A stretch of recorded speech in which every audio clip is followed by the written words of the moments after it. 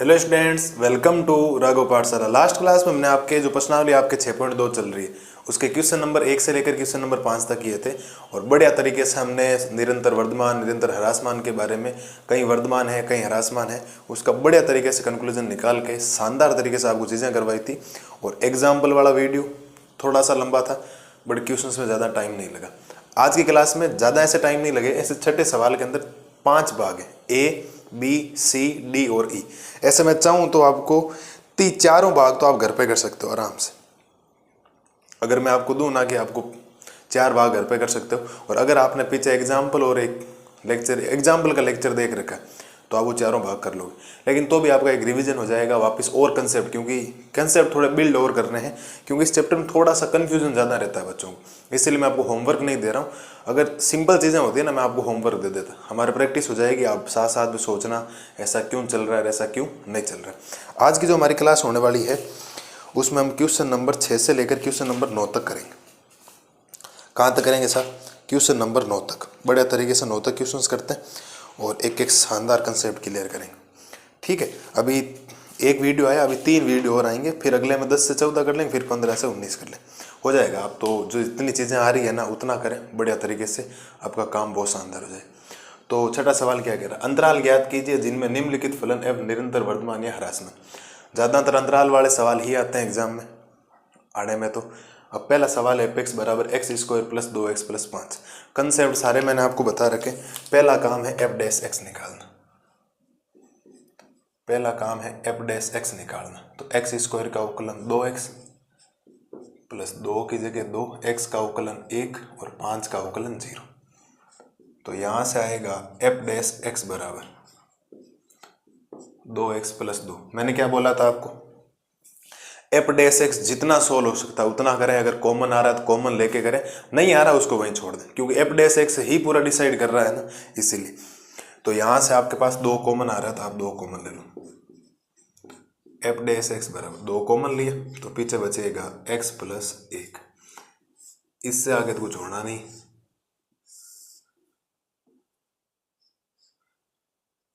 ये लो सब। पहली बात तो बोलो यहां तक कोई दिक्कत हो तो कोई नहीं।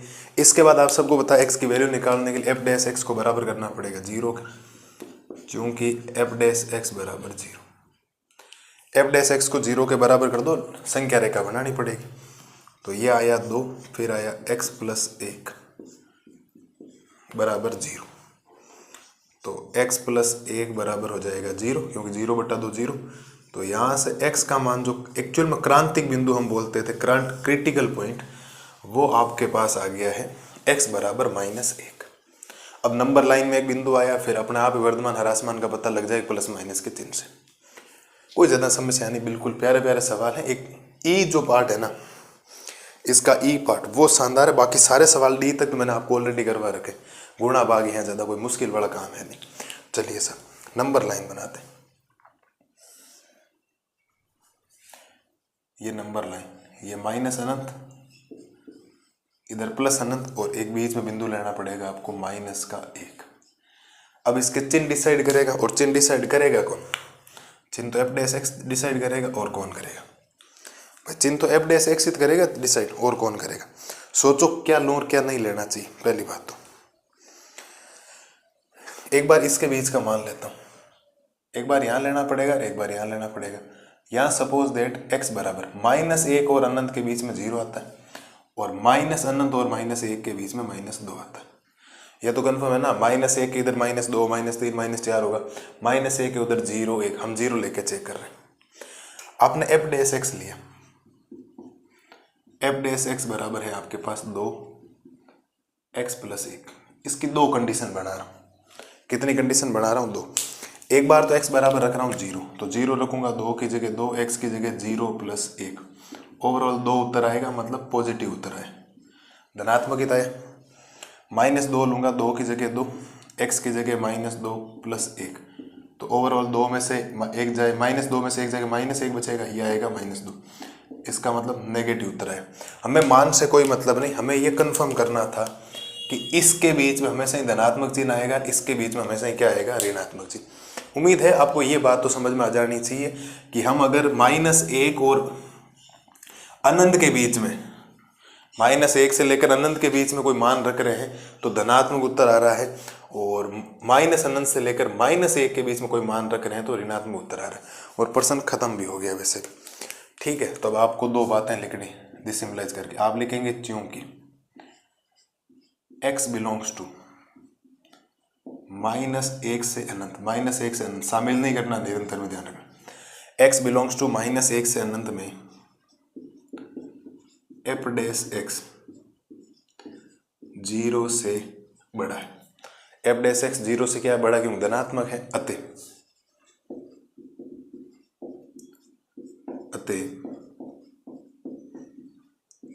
इस अंतराल में फलन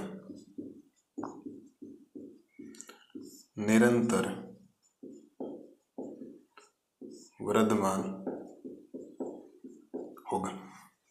अतः इस अंतराल में फलन निरंतर वर्धमान होगा। दूसरी कंडीशन आप लिखेंगे चूंकि x बिलोंग्स टू -अनंत से -1, -अनंत से -1 में f डैश x 0 से छोटा है, -0 से छोटा है। अतः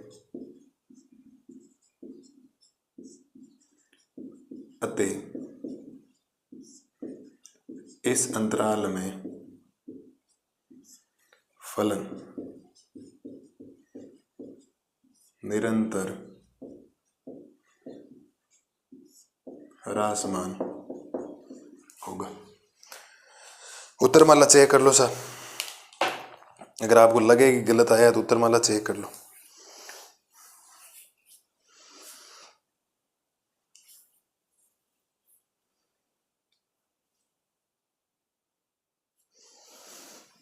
बिल्कुल यही है, उत्तरमाला चेक कर लो, यही है। बाकी बोलो साहब कोई समस्या? बहुत प्यारा प्यारा छोटे छोटे सवाल हैं, 1 1 2 2 नंबर में पूछने लायक।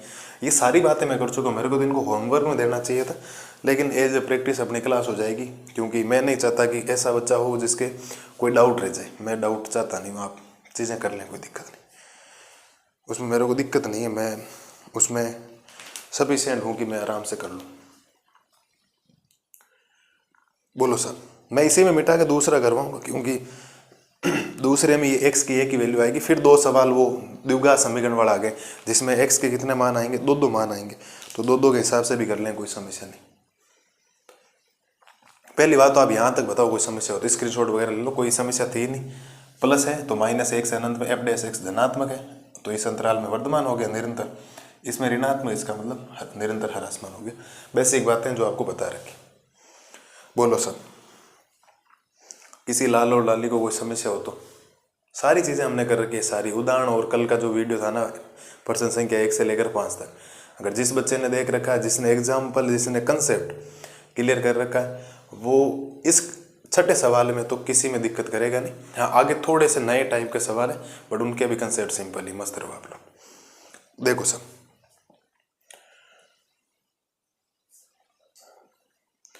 ठीक है, मैं ये थोड़ी लैंग्वेज काम में ले लूँगा सेम, ताकि एक सवाल करवा दो फिर अगले के लिए वापस मिटा दें।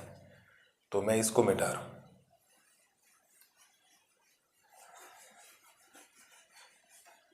एक ये मान में मिटा देता हूँ, क्योंकि बाकी ज़्यादा चेंज होना नहीं, ये इतना ही चेंज होगा अभी, केवल अंतराल ये और ये, बाकी सेम टू सेम आएगा अभी, आप देखना खुद ही।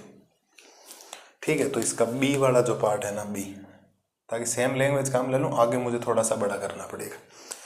इसका जो बी पार्ट है वो है 10 - 6x, 10 - 6x माइनस 2x²। यही है, मैं चेक कर लेता हूँ एक बार। चलिए सर, यही तो वही काम, चाहे कुछ भी आपसे पूछा जाए, पहला काम है f डैश x निकालना। तो अचर है, अचर का 0 माइनस का 6 गुणा x का उकलन 1 माइनस 2 की जगह 2, x² का उकलन 2x। तो f डैश x बराबर -6, क्यों 0 तो लिखना नहीं, और -4x।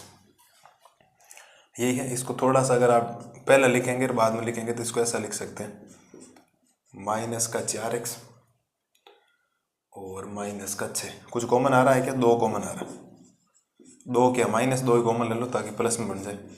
तो ये x+3 बन जाएगा। x+3 नहीं भाई, x+3 थोड़ी बनेगा, 2x+3 बनेगा। अब भी गड़बड़ कर देते, क्योंकि यहाँ लोगे तो यहाँ 2x तो बचेगा, फिर प्लस का 3, माइनस मैंने बाहर कॉमन ले लिया। ठीक है, ये हमारे पास आ गया f'(x). किसी बच्चे को कोई समस्या हो तो बोलो सर कि बात हमारे पल्ले नहीं पड़ी, क्योंकि खेल सारा f'(x) से डिसाइड करता है। देख लो भाई, आराम से देख लो, कोई दिक्कत हड़बड़ाहट वाला काम मत कर। f'(x) है, यह है। और अब x का मान निकालने के लिए आप लिखेंगे चूंकि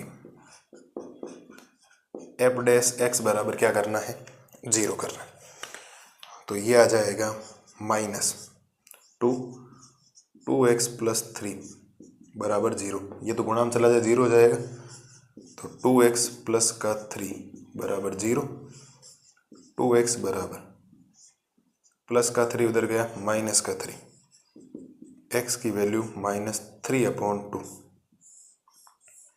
ये लो सब, हमारे पास एक बिंदु आ गया x बराबर -3/2। आप आराम से देख लो, कोई समस्या हो तो बोलो। वो ये अवकलन करना बहुत बेसिक सवाल है, केवल भाषा का खेल है सब। और यहाँ बिंदु रख दो -3/2। अब चिन्ह देखना है प्लस माइनस का, बाकी लैंग्वेज आ गई आपके सामने। और अगर चिन्ह देखना है तो -3/2 का मतलब होता है -1.5। -3/2 का मतलब यही होता है। -1.5 से अगर आप बड़ा मान इधर देखोगे तो इसके बीच में x बराबर 0 आएगा, बिल्कुल आएगा इधर। और इधर देखोगे तो x बराबर आ जाएगा, ये तो -1.5, इधर माइनस भी रख सकते हो, लेकिन मैं -2 रख के बता देता हूँ। एक ही बात पहले वर्ड से। अब मैं थोड़ा ओरली बता रहा हूँ आपको। 0 आपने यहाँ 0 रखा तो ये 0 बना, समझना, x बराबर 0। यहाँ 0 रखा, ये 0 बना। 0 में 3 जोड़ोगे, प्लस का 3, प्लस के 3 को -2 से गुणा करोगे तो ओवरऑल माइनस का चिन्ह देगा इस बार। हर बार यहाँ प्लस आ रहा था, लेकिन इस बार माइनस है, क्योंकि ऑलरेडी बाहर माइनस आ गया। जब -2 रखोगे तो आपने यहाँ -2 रख दी, क्या रख दिया यहाँ पर -2। ये माइनस का 1.5 है, एक मत ले लेना, पहले कह रहा हूँ, एक इससे इधर है, ध्यान रखना। गलती से बच्चे यही करेंगे, जिस दिन -1 ले लिया उस दिन ये माइनस का उत्तर दे देगा, इसका मतलब गड़बड़ है वहां पर। दोनों ही ह्रासमान वर्तमान का चिन्ह ही नहीं आएगा। ये माइनस का 1.5 है, माइनस का 1.5 से इधर माइनस का 2 आएगा, माइनस का 1 इधर आएगा, इस कंडीशन में, इनके बीच में। ठीक है, तो आपने -2 रखा तो -2 यहाँ रखा, -2 को 2 से गुणा किया, -4, -4 में से 3 गया, -1, -1 को -2 से गुणा किया तो +2। उम्मीद है ये चीजें बहुत बेसिक सवाल हैं, ये तो आपको कम से कम इतना तो साफ पता होना चाहिए कि क्यों प्लस आ रहा है, क्यों माइनस आ रहा है।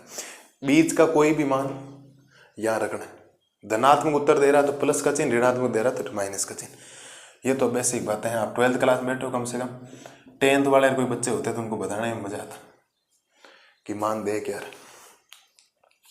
चलिए, सब हो गया, काम खत्म।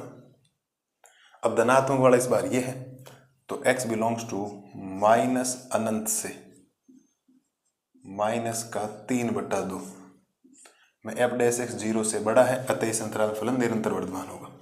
और ह्रासमान वाला इस बार उल्टा हो गया, -3/2 से अनंत में f'(x) 0 से छोटा है, अतः इस अंतराल में फलन निरंतर ह्रासमान होगा।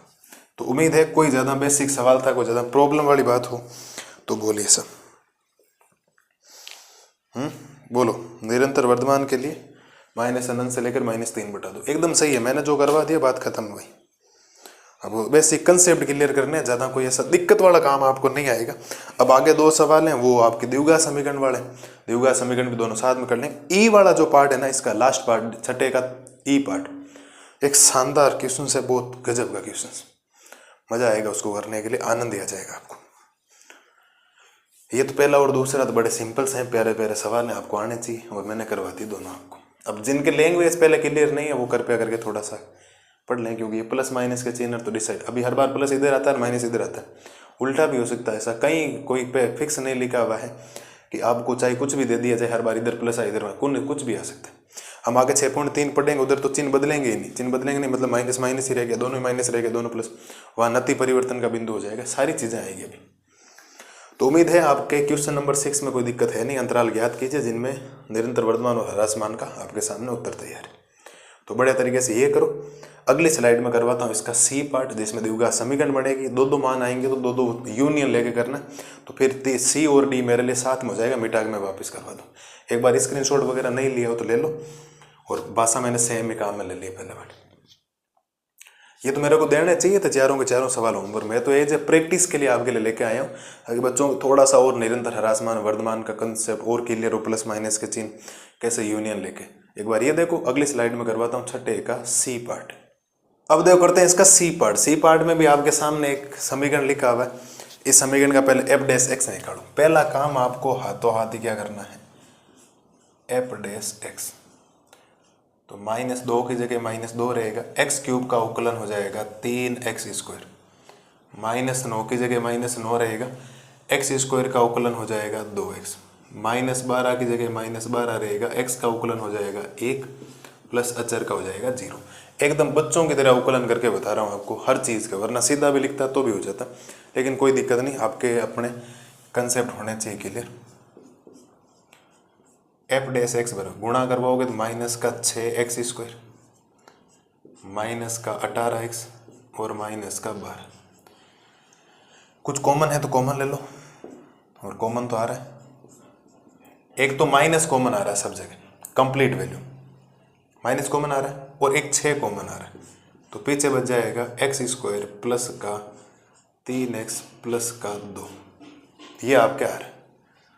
ठीक है, क्या लिया हमने, एफ डैश एक्स में माइनस भी कॉमन लिया और 6 भी साथ में कॉमन लिया, तो ये बन गया। अभी काम खत्म नहीं हुआ, एफ डैश एक्स को बाद में 0 के बराबर करना। तो यहाँ से एफ डैश एक्स बराबर -6 की जगह -6, ये बनेगा x स्क्वायर प्लस गुणनखंड करने, गुणा करने पर 2x स्क्वायर आना चाहिए, जोड़ने पर 3x आना चाहिए। गुणनखंड सोचो भाई, अरे सोच के बताओ गुणनखंड क्या आने चाहिए। गुणा करने पर 2x स्क्वायर आए, जोड़ने पर 3x आए। अरे इतना क्या सोच रहे हो यार, x प्लस 2x लिख दो ना, इसको हो गया काम, और प्लस का 2, इसके गुणनखंड ये है।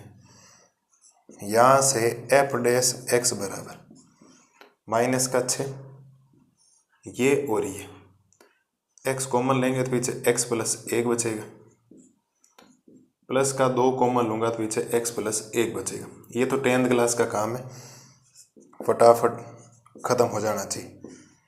-6 x प्लस 1 वापिस कॉमन, और पीछे बच जाएगा x plus 2।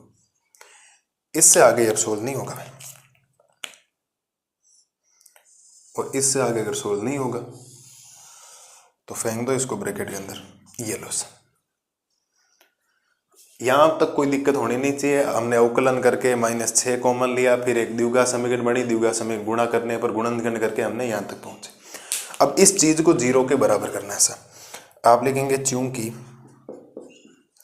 F dash x बराबर 0, एफ डैश एक्स को 0 के बराबर करना है तो -6, फिर x प्लस 1 और x प्लस 2 को 0 के बराबर, ये तो 0 हो जाएगा उधर जाके,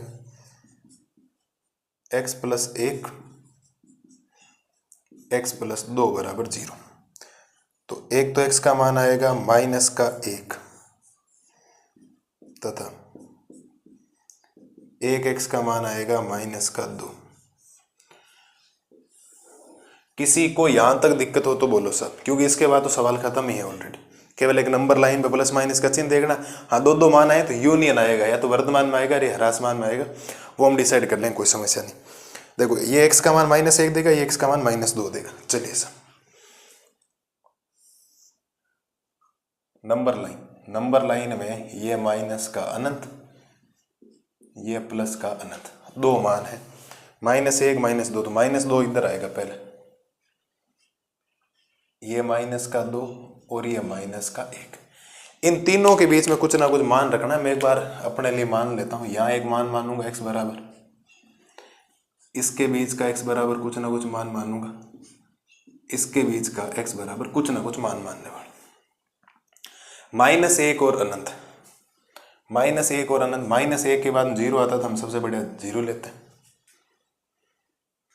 लेकिन -2 और -1 के बीच में तो माइनस का 1.5 आता है, माइनस का वो भी, किसका माइनस, इनके बीच में डेढ़ आएगा ना, इधर आएगा तब। इसके बीच में माइनस का 3 ले लो। शायद ये बात तो आप, ये तो मैं एक बार रब कर रहा हूँ, आपको रब में समझना ऐसे है ना, मैं तो आपको समझाने के लिए कर रहा हूँ, आपको तो रब में काम करना ही। एक बार मान सोच लिया हमने, -1 और अनंत के बीच में 0 होता है, -2 और -1 के बीच में माइनस का 1.5 आएगा और लेना ही पड़ेगा अभी, और इनके बीच में -3 आएगा। और हमारे पास जो f डैश x है ना, वो लिख रहा हूँ एक बार आपके लिए, क्योंकि थोड़ा सा f डैश x बड़ा है, तो ऐसा नहीं हो कि जल्दबाजी में आप गलतियां कर दो। वैल्यू से कोई मतलब नहीं कितनी बचे आपके पास, लेकिन धनात्मक ऋणात्मक के चिन्ह इंपॉर्टेंट है। ये आपके पास f डैश x है। मैं इस सवाल को 3 भागों में बांटने की कोशिश कर रहा हूं सर, 3 भागों, -6 का 6। अब x का मान एक बार मैं -3 ही रख देता हूँ, क्या फर्क पड़ रहा है, पहले कोई रखो, -3 यहाँ रखो। देखो मैं गुणा भाग सीधे करूंगा, देखो यहाँ -3 रखा, -3 + 1 माइनस का 2 बचेगा गुणा, यहाँ -3 रखोगे -3 प्लस का 2 माइनस का 1 बचेगा, -2 को -1 से गुणा करोगे तो प्लस का 2 आएगा, +2 को -1 से गुणा करोगे तो ये ओवरऑल जो उत्तर देगा वो -12 देगा। इसका मतलब ये साहब इसके बीच का जो चिन्ह आने वाला है वो ऋणात्मक आने वाला है। उम्मीद है बात समझ गए होंगे। x का मान -3 रखा तो -3 में 1 जोड़ोगे, -3 में से 1 जाएगा तो माइनस का 2 बचेगा, -3 में से 2 जाएगा तो माइनस का 1 बचेगा, -2 को -1 से गुणा किया प्लस का 2, प्लस के 2 को -6 से गुणा किया -12। हमें 12 से कोई मतलब नहीं, हमें मतलब है माइनस से। इसका मतलब इसके बीच में आप कुछ भी मान रखोगे हमेशा उत्तर क्या आएगा, माइनस में वैल्यू आएगी। बात समझ गए, ठीक है सर। दूसरे के लिए -6 की जगह -6, माइनस का 1.5 रखा, यहाँ माइनस का 1.5 रखा, माइनस के 1.5 में से 1.5 जाएगा तो माइनस का 0.5 बचेगा। भाई -1.5 में से 1 जाएगा तो माइनस का 0.5 तो बचेगा ना, और गुणा यहाँ 1 रखोगे, माइनस का 1.5 में से 2 जाएगा तो प्लस का 0.5 बचेगा। मैं गुणा भाग नहीं कर रहा हूँ, मैं ये चाह रहा हूँ कि उत्तर तो धनात्मक देगा, क्योंकि माइनस को माइनस से गुणा करोगे प्लस आ जाएगा। तो ये वैल्यू आ गई आपके लिए किसकी, प्लस की। किसकी वैल्यू आ गई साहब, प्लस की।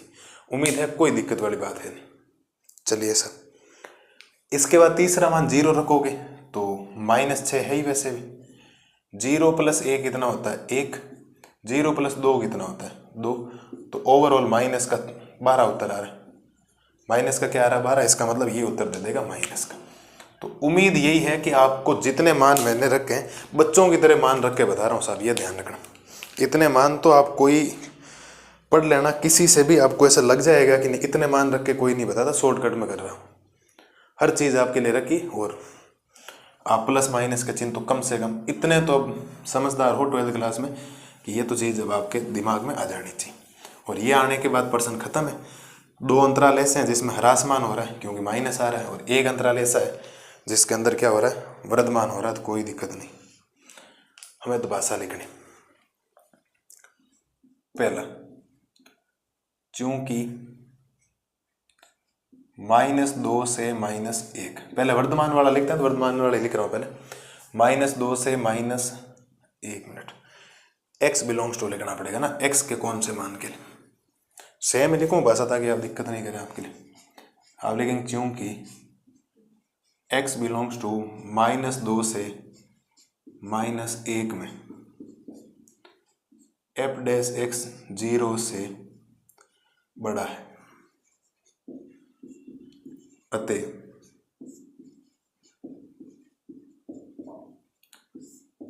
इस अंतराल में फलन निरंतर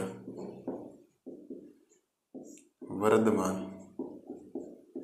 होगा। सिंपल सा ही काम है, यहां तक ही है, बाकी फिर तो लैंग्वेज सेम लिखी है। चूंकि x बिलोंग्स टू, इस बार -2 जगह देखो, -अनंत से लेकर -2 तक, और फिर -1 से लेकर अनंत तक, और 2 लोग साथ में होते हैं तब हमेशा यूनियन का चिन्ह लगाना ध्यान रखना। मैं f डैश x 0 से छोटा है, माइनस है ना, इसका 0 से छोटा है, अतः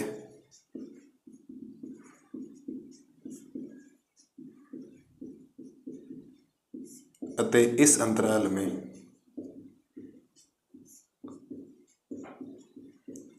फलन निरंतर ह्रासमान होगा। ये लो सर, कहानी खत्म। अब थोड़ा किताब में पीछे लिखने का तरीका अलग है, वो इससे बड़ा इससे छोटा कह रहा, आप ये लिख लें, कोई गलत नहीं, मस्त होकर एकदम, है ना। मैं आपको गलत नहीं लिखूंगा, ये पक्की बात है, 100% बात ये सही है, ध्यान रखना, 100% पक्की बात है। बोलो साहब, अब उत्तरमाला चेक कर लें। माइनस अनंत से लेकर -2 और -1 से -1 से अनंत में, हाँ निरंतर ह्रासमान है। और -1 से कहाँ गया भाई, और -2 से लेकर -1, हाँ -2 से लेकर -1 में फलन निरंतर क्या है, वर्धमान। ठीक है सर, ओके, मेरी किताब में एकदम सही है। मैं आपके अगर ऐसा वैसा लिखा हुआ तो आप ऐसे ही लिख लें, कोई समस्या नहीं, ये एकदम परफेक्ट उत्तर है, एकदम शानदार वाला। आप चेक कर लो, कोई समस्या हो तो। अब डी में तो वापिस दिवघात ही नहीं पड़ेगी, डी में तो एक ही मान आएगा, उससे कर लेते हैं, और बाकी काम सिंपल है भाई। मालिक है आपको तो काम करना पड़ेगा भाई, भाषा है आपको ध्यान रखनी पड़ेगी। और ये भाषा मैंने सेम लिखी है प्रत्येक क्वेश्चंस में, 7 के 7 एग्जाम्पल, 5 के 5 क्वेश्चंस, और 6 के 3 पार्ट। अभी 2 पार्ट में और लिखूंगा, तीनों क्या सारे जितने भी हम आज सवाल करेंगे ना इस क्लास में, पूरी प्रश्नावली 19 के 19 सवाल 6.2 के अंदर, एक्सरसाइज 6.2 के अंदर पूरे के पूरे यही काम करने वाले। ले लो साहब, स्क्रीनशॉट वगैरह ले लो, मुझे नहीं लगता कोई समस्या है। अवकलन करके -6 कॉमन लिया, द्विघात बनी, गुणा भाग करते एक्स का मान, माइनस का प्लस का बीच का कोई मान रखा आया था। अब यहाँ पर यहाँ से यहाँ में तो +1 में ही है तो निरंतर हो गया, यहाँ से यहाँ और यहाँ से यहाँ दोनों को जोड़ने का काम यूनियन करता है, ऋणात्मक, इसका मतलब निरंतर ह्रासमान होगा, बात खत्म। कोई ज़्यादा समस्या वाला काम हो तो बोलो कि साहब ये थोड़ा सा भारी भरकम काम हमें दिखाई दे रहा है जो समझ में नहीं आए, देख लो आराम से कि सर ये बहुत ज़्यादा ऐसा काम है। बाकी मैं सिंपल में अभी और कर दूंगा आपके लिए। डी करवा दूं क्या, स्क्रीनशॉट वगैरह ले लिया हो तो बोलो। अब गुणा भाग है वो तो, अब कोई कहते माइनस क्यों आया, तो मान रखा है बीच में, और वो मान रखना तो बहुत बता दी मैंने, एक एक अभी लिखा था पहले आपके सामने, वरना मैं तो ओरल भी बता सकती इसके भी, देखो ये रखा, ये प्लस दे रहा, माइनस दे रहा, 3 कंडीशन बना के रखा है ना, क्योंकि 2-3 बार आपकी प्रैक्टिस होगी ना तो आपकी चीज़ें दिमाग में आएगी, जहन में आएगी, तो आप करेंगे उसको चीज़ों को बार बार। कर लो साहब ये बढ़िया तरीके से। और अगला मैं करवा देता हूँ यहीं पर, अगला मैं यहीं करवा रहा हूँ, बेटा रहा हूँ भाई मैं इसको, डी पार्ट यहीं करवा लूँ। डी पार्ट बहुत छोटा सा पार्ट, ताकि मेरे ये जो भाषा लिखी वो काम आ जाएगी। और मेन जो पार्ट है वो ई है, हार्ड नहीं, ऐसा नहीं है कि ई बार बार मैं बोल रहा हूँ कि कितना आगे हार्ड होगा, ऐसा कुछ नहीं, हार्ड नाम का कोई शब्द होता ही नहीं, इस बात को ध्यान रखना। वो बाद में मिटा दूंगा, पहले मैं आपको डी लिखता हूँ आपके लिए।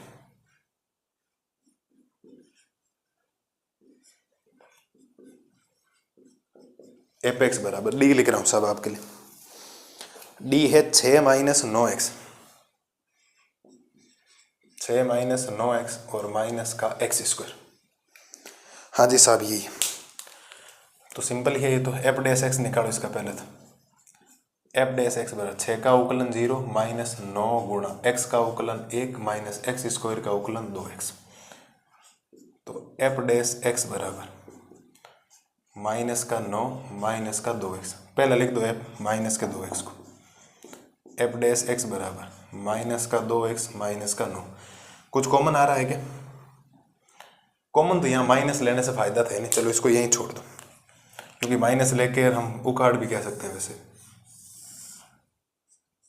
ये ले लो। और x का मान निकालने के लिए बराबर कर दो, आप लिखेंगे चूंकि एफ डैश एक्स बराबर 0, एफ डैश एक्स को कर दो 0 के बराबर, तो -2x -9 बराबर 0, -2x बराबर -9 उधर गया प्लस का, तो x बराबर आ जाएगा 9/-2, यानी -9/2। मेरे हिसाब से एक ही बात होती, ये तो कोई ज़्यादा समझाने लायक बात थी नहीं। इस नंबर लाइन को मिटा देता हूँ, x का एक ही मान है तो कोई समस्या है ही नहीं, है ना। यहाँ x बिलोंग्स टू कुछ आ जाएगा, यहाँ x बिलोंग्स टू कुछ आ जाएगा, ये लो सर। अभी छोटे छोटे मान आएंगे, आपको ज़्यादा परेशान करेंगे नहीं ये वाले।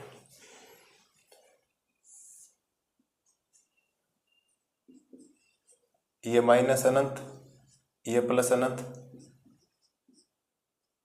माइनस का 3/2 है, माइनस का 9/2, सॉरी भाई, माइनस का 9/2 है। अंतराल सोचो, प्लस माइनस का चिन्ह सोचना और ये डिसाइड कर देगा। माइनस 9/2 का मतलब होता है माइनस का 4.5, माइनस का 4.5 होता है। और माइनस के 4.5 और इसके बीच में जो वैल्यू होगी x बराबर 0 ही होगी। अरे माइनस से 0 बड़ा ही होता है, 0 रखोगे, यहाँ 0 रख दिया तो ये तो 0 बन के उत्तर आया माइनस में, इसका मतलब यहाँ उत्तर आएगा माइनस में। हो गया सीधा, सिंपल से ही है। 0 रख दिया तो -2 को 0 से गुणा किया, 0, 0 - 9, माइनस का 9 होता है, ओवरऑल माइनस है। इसके बीच का मान रखेंगे तो 4.5 है, 4.5 से इधर x का मान -5 होता है। -5 अगर आपने रख दिया, -5 को -2 से गुणा किया तो प्लस का 10 और -1, उत्तर 1 आएगा। 1 का मतलब ओवरऑल धनात्मक जी। ये तो सीधी सिंपल सी बात है ना, कोई ज़्यादा मुश्किल वाला काम हो तो बोलो। धनात्मक आ गया, -5 रखा, -5 को -2 से गुणा, माइनस प्लस, तो 10 में से 9 गया, 1 बच जाएगा। ये लो सर, कहानी खत्म। अब तो सीधा सिंपल से ही है, वर्धमान के लिए प्लस वाला चिन्ह है क्या, तो ये रहा माइनस अनंत से लेकर -9/2 में f डैश x 0 से बड़ा है, अतः इस अंतराल में फलन निरंतर वर्धमान होगा। और ह्रास मान के लिए माइनस के 9/2 से अनंत, और x बिलोंग्स टू थोड़ा सा पास में लिख दो, x बिलोंग्स टू में f डैश x 0 से छोटा है, अतः इसमें उत्तर माला चेक कर लो। ये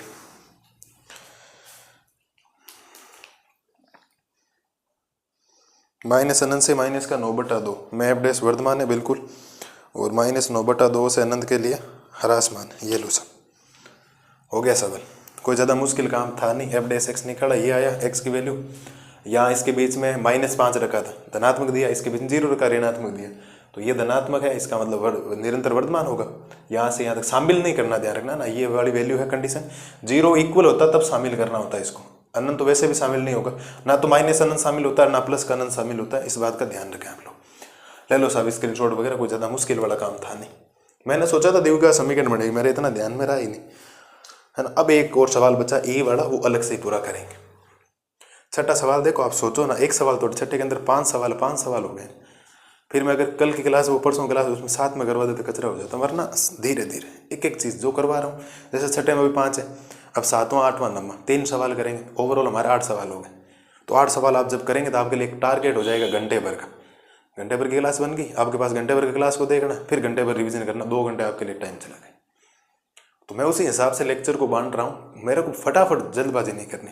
मैं हमेशा ही कहता हूँ 1-2 चैप्टर छोड़ दो, कोई समस्या नहीं, लेकिन जो करो ना वो इस अंगुलियों पे याद होना चाहिए, हाथों हाथ ही, किसी भी कंडीशंस के अंदर। वो तो है पढ़ाई का मजा, वरना कोई मतलब नहीं। ऊपरा ऊपरी से पढ़ाई कर ली, ये कर लिया, वो कर लिया, नहीं, याद होना चाहिए। एक एक चीज़ आपका कंसेप्ट क्लियर होना चाहिए, किसी भी चैप्टर की लैंग्वेज, किसी भी चैप्टर के एग्जाम्पल और किसी चैप्टर के क्वेश्चंस, एक एक वर्ड आपको याद होना चाहिए, तब तो है मजा। वरना ऊपरा ऊपरी से सारे चैप्टर कर लो, आधा 50% सिलेबस आपको याद नहीं है, कंसेप्ट याद नहीं, तो फिर रिवीजन वगैरह कहाँ से हो। वरना जो पढ़ रहे हो ना उसको मजबूत करो एकदम, है ना। तो ये है आपके छठे का डी पार्ट, एकदम सिंपल सा डी पार्ट था, और एक एक वर्ड मैंने आपके लिए बढ़िया तरीके से लिखा, कोई गलती वाला ऐसा नहीं है कि नहीं, हर बार लिख रहा हूँ। वो जो प्लस माइनस का चेक करना वो रफ में करना, फेयर में मत करना। ले लो स्क्रीनशॉट वगैरह ले लो, कोई समस्या हो तो, कि सर ये बात हमारे पल्ले नहीं पड़ी हो तो बोलो। और अगर ये आपके दिमाग में बढ़िया तरीके से बैठ गया हो तो अब छठे का एक पार्ट और बचा, छठा सवाल भी बड़ा हो गया, देख लो एक सवाल टाइम का है, तो आप ये कर लो। अगली स्लाइड में मैं आपको करवा देता हूँ इसका ई पार्ट। अब देखो करते हैं छठे का ई पार्ट, एक लाजवाब क्वेश्चन है इसमें, इतने शानदार, क्योंकि यहाँ तो x के मान निकलने के बाद वो तो फिर x बिलोंग्स टू करके प्लस माइनस चेक करना, उसमें ज़्यादा समस्या नहीं। मेन इसका जो मेजर पार्ट है ना वो है इसका अवकलन करना। बच्चे ज़्यादातर क्या कर देते हैं, जैसे आपके अगर सामने सवाल लिखा है तो आपके दिमाग में ये आएगा, सर a + b का होल क्यूब खोल दो, a - b का होल क्यूब, जान निकल जाएगी आप लोगों की। चर वैल्यू आएगी, फिर चर वैल्यू और आएगी, ब्रैकेट से मल्टीप्लाई करते ही जाओ चाहे, वरना u गुणा v लगाओ। यहाँ पर क्या लगाओ साहब, u गुणा v। तो ध्यान देना साहब, इधर f डैश x बराबर u गुणा v लगाओगे तो पहले को रख दो एज इट इज, तो x + 1 की घात 3 तो same D upon D x में x माइनस 3 की घात 3 का अवकलन कर दो, फिर प्लस इस बार x माइनस 3 की घात 3 सेम रखो और डी अपॉन डी एक्स में x प्लस 1 की घात 3 का अवकलन कर दो। ये तो एक सिंपल सी बात है, पहला गुणा दूसरा, पहला एज इट इज दूसरे का अवकलन, दूसरा एज इट इज पहले का अवकलन। यहां से आपके पास आएगा एफ डैश एक्स बराबर x प्लस 1 की घात 3, इसका अवकलन 3 आगे आ जाएगा, x माइनस 3 का होल स्क्वायर, और x का अवकलन 1 होता, करने की जरूरत नहीं, फिर प्लस x माइनस 3 की घात 3 और वापस यहाँ 3 आ जाएगा तो पीछे बच जाएगा x प्लस 1 की घात 2 और x का अवकलन वापस। थोड़ा सा इसको सिस्टमेटिक तरीके से लिखते हैं।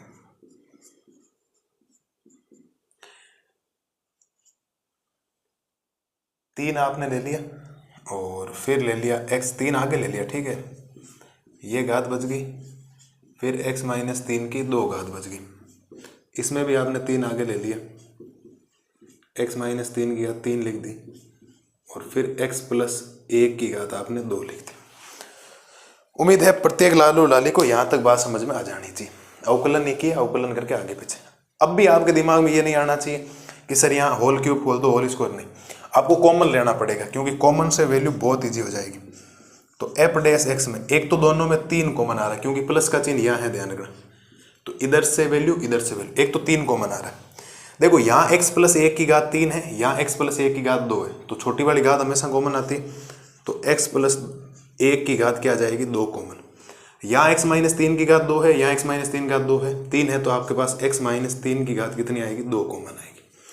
ये कॉमन आते यहाँ पीछे क्या बचेगा, देखो इससे इधर ये कॉमन ले लिया, यहाँ 3 घात थी, 2 ले ली, तो 1 घात बच जाएगी, x प्लस 1 तो बचेगा ना, अरे 3 में से 2 कॉमन ले ली, 3 में से 2 कॉमन ले ली, 1 घात तो बचेगी यहाँ पे, ठीक है सर, ये तो पूरा ही ले लिया, फिर प्लस का चिन्ह, ये 3 तोड़ा लिया मैंने बार, यहाँ x माइनस 3 की घात 3 है, यहाँ x माइनस 3 की घात 2 कॉमन ली, तो 1 घात तो बचेगी, इसका मतलब x माइनस 3 और बचेगा यहाँ, और ये तो मैंने पूरा उड़ा लिया, ये काम खत्म यहाँ पर, ये हो गया। इसके बाद क्या बनेगा, इसके बाद बनेगा साहब एफ डैश एक्स बराबर 3 ले लिया, फिर x प्लस 1 की घात 2, x माइनस 3 की घात 2, सिस्टमेटिक तरीके से लिखोगे ये तो हो गया 2x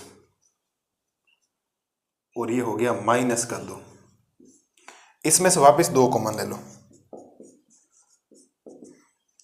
ठीक है, 3 हो गया। थोड़ा सा लेंथी क्वेश्चन है, बाकी है सिंपल, अब तो उत्तर आ गए, ज्यादा कोई काम बचा नहीं। 2 कॉमन लिया तो ये x माइनस 1 बन जाएगा, तो यहां से एफ डैश एक्स बराबर ये 2 आके 3 गुणा हो जाएगा, 6 हो जाएगा। अब बाकी वैल्यू पहले छोटी घात लिख दो, x माइनस 1 पहले लिख दो, x माइनस 1 x प्लस 1 का होल स्क्वायर x माइनस 3 का होल स्क्वायर, ये लो सब, ये आया। अभी मैं पूरा समझाता हूँ, आप इस क्यों टेंशन ले रहे हो आप, मेरे शेर और शेरनियों को कोई समस्या आना नहीं दूंगा मैं, पक्की बात है तो, क्योंकि इसके बाद तो कोई ज़्यादा काम बचा है नहीं आपके लिए। एक नंबर लाइन आएगी, वही धनात्मक ऋणात्मक चिन्ह, वही लैंग्वेज है, मेन काम यहीं तक था, समझना सा। आपको ये पता लगा कि इसमें साहब ये फर्स्ट वैल्यू है और ये है सेकेंड वैल्यू, ठीक है, तो फर्स्ट गुणा सेकेंड का कंसेप्ट लगा, फर्स्ट गुणा सेकेंड का कंसेप्ट लगा, तो first as it is second का अवकलन plus second as it is first का अवकलन, ये as it is x minus 3 की घात 3 का अवकलन 3x माइनस 3 की घात 2, ये एज इट इज इसका अवकलन घात आ गया। थोड़ा सिस्टमेटिक तरीके से लिखा, अगला स्टेप केवल इसको आगे 3 लिखने का किया। अब इसके बाद जो है ना, यहां से यहां जो मूव किया है उसके अंदर आपको कॉमन लेना, क्योंकि होल स्क्वायर नहीं खोल सकता, एक तो इधर भी 3 है, इधर भी 3 है, 3 कॉमन आ गया। x प्लस 1 की घात 3 यहाँ पर है, x प्लस 1 की घात 2 यहाँ, तो x प्लस 2 की घात 2 कॉमन आएगी, छोटी वाली घात आती है 3 नहीं आती। x माइनस 3 की घात 2 यहाँ है, x माइनस 3 की घात 3 यहाँ, तो 2 की कॉमन आ गई, तो 3 यहाँ से कॉमन आ गया, यहाँ से आपके पास 2 घात कॉमन आ गई, 2 घात आ गई तो 1 बचेगी, तो 1 का मतलब होता है x प्लस 1 लिख दिया, और ये तो पूरा ही कॉमन ले लिया, फिर प्लस ये 3 बार ले लिया, x माइनस 3 की घात यहाँ 3 है, मैंने x माइनस 3 का 2 कॉमन लिया, तो 1 घात बचे, 1 घात का मतलब x माइनस 3, और ये पूरा कॉमन ले लिया, x और x मिलकर 2x, माइनस 3 में से 1 जाएगा माइनस का 2, इनमें से वापस 2 कॉमन आ रहा था, x माइनस 1, 2 को इस 3 से गुणा कर 6। अब ये उत्तर आ गया आपके पास। अब आपको क्या करना पड़ेगा, अब आपको करना पड़ेगा यहां से, क्योंकि एफ डैश एक्स बराबर 0, क्योंकि मुझे क्रांतिक बिंदु चाहिए नंबर लाइन के लिए। एफ डैश एक्स बराबर 0 आप करेंगे तो एफ डैश एक्स में है क्या आपके पास 6, फिर x माइनस 1, फिर x प्लस 1 का होल स्क्वायर, x माइनस 3 का होल स्क्वायर बराबर 0। 6 तो 0 हो जाएगा, तो मैं इसको लिख सकता हूँ x माइनस 1 x प्लस 1 का होल स्क्वायर, x माइनस 3 का होल स्क्वायर बराबर 0। यहां से x के मान मैं अलग अलग लिख देता हूं आज आपके लिए। अभी x माइनस 1 को 0 के बराबर करना पड़ेगा, x प्लस 1 के होल स्क्वायर को 0 के बराबर करना पड़ेगा, x माइनस 3 के होल स्क्वायर को 0 के बराबर करना पड़ेगा। एक मिनट, थोड़ी ब्लैक ब्लैक लाइनें ज्यादा होगी तो मैं इसको अलग पेन से दर्शा देता हूं आपके लिए। कोई दिक्कत नहीं, जब सवाल थोड़ा सा लेंथी आता है, नया सवाल आता है ना, तो आपको कंसेप्ट समझना पड़ेगा। ये तीनों भाग 0 के बराबर हो जाएंगे और यहां से x बराबर ये सीधा सीधा 1 आ जाएगा, कोई ज्यादा समस्या वाला काम भी नहीं। यहां तो x का मान कितना आ गया, 1 आ गया ना ये। और यहां पर आप ये सोचिए कि यहां पर अगर आप x प्लस 1 बराबर 0 लिख सकते हो, क्यों, स्क्वायर हटेगा तो 0 के बराबर, 0 का स्क्वायर रूट क्या होता है 0, तो 0 ही रहा। और यहां से x की वैल्यू आएगी साहब आपके पास प्लस का 1 उधर जाएगा, किसका आएगा, माइनस का 1। ये ठीक है, पहली बात तो यहां तक हो गया, कोई समस्या होनी नहीं चाहिए। वहां पर भी वैसे स्क्वायर हटेगा तो उधर वो 0 के लगेगा तो कोई समस्या ही नहीं, ध्यान से बचेगा x माइनस 3 बराबर 0। अरे स्क्वायर हटता है तो रूट लगता है, तो 0 का रूट तो 0 ही होता है, स्क्वायर हटेगा रूट लगेगा, 0 का रूट 0 होता है। और x का मान कितना आ गया आपके पास, माइनस का 3 उधर गया प्लस का 3। ये लो सर, पहली बात तो बताओ मेरे शेर और शेरनियों को यहां तक बात समझ में आई या नहीं। एक अवकलन है, ये आपको अगर डरावना लग रहा है सॉरी, यहां तक आपको अगर डरावना लग रहा है तो आप बहुत गलत कर रहे हो, आपने बहुत है ना मेरे साथ गलत किया। ये ब्रैकेट थोड़ा छोटा बना दो, गंदा लग रहा है इधर, ये लगाओ। और रही बात, फिर इसको देखो 0 के बराबर किया तो ये 0 के बराबर, ये 0 के बराबर, ये 0 के, ये तो 1 दे देगा, स्क्वायर हटेगा तो रूट लगेगा, रूट 0 का रूट 0 ही होता है, सीधा मान आ गया। बोलो सर, अब नंबर लाइन लानी और बहुत इजी काम हो गया। अब तो वो लैंग्वेज है आपके पास वैसे भी, और थोड़ी सी नंबर लाइन को बनाते हैं इस बार बड़ी। माइनस अनंत प्लस अनंत, 3 वैल्यू है, एक तो है माइनस का 1, तो माइनस का 1 सबसे पहले आएगा, फिर है आपके पास 1 और फिर है आपके पास 3। ये डिसाइड करेंगे भाई साहब। पहली बात तो ये बताओ, क्या ये हमेशा ही धनात्मक उत्तर ही देंगे क्या दोनों? ये तो पक्की बात है, क्योंकि जिस दिन घात ऊपर लग रखी है ना, घात 2 लग रखी है, स्क्वायर हो रखा है, वो तो आप चाहे उसके अंदर x की जगह कुछ भी रख दो, पॉइंट कार, बट्टे कार, माइनस कार, प्लस का। जिस दिन घात 2 है, सम संख्या है घात, तो वो तो कभी ऋणात्मक दे ही नहीं सकता, धनात्मक देगा। ये तो आप कुछ भी रखोगे, इसका मतलब इसमें डरना नहीं है, ये तो धनात्मक ही दे रहा है। डिसाइड ये कराएगा, अपने को जरूर नहीं। हम तो ये सोच रहे हैं ये तो धनात्मक, हम तो ज्यादातर इससे सोचेंगे, क्योंकि यहां अगर आपने माइनस का 10 भी रख दिया ना, माइनस का 10 भी रख दिया, माइनस का 10, माइनस का 5 रख दिया, माइनस का 1 रख दिया, माइनस 1, माइनस 3, माइनस का 4, माइनस 4 का स्क्वायर प्लस का 16 हो गया। ये स्क्वायर हर बार माइनस को किस में बदल देगा, प्लस में बदल देगा। तो ये तो आपके पास एकदम बहुत बढ़िया चीज होगी है कि ये जो दोनों है ना, ये हमेशा क्या होंगे, धनात्मक।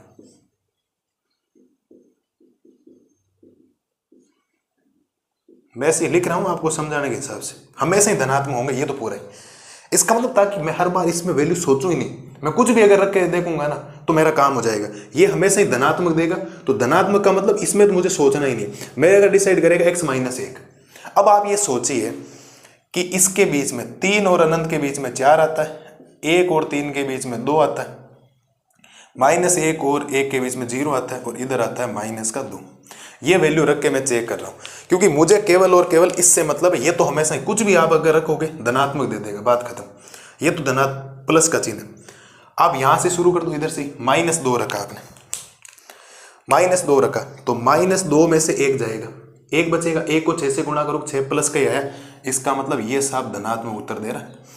ये तो सोच क्यों रहे हो, धनात्मक है। स्क्वायर है तो माइनस प्लस का कुछ भी आएगा, हर बार स्क्वायर करोगे धनात्मक हो जाएगा, हमेशा धनात्मक होंगे जी। इनके बीच का जीरो रख दिया, जीरो आपने यहाँ रखा, जीरो वैसे कोई फर्क ऐसा नहीं पूरा जीरो बन जाएगा, जीरो नहीं वो वैल्यू आएगी।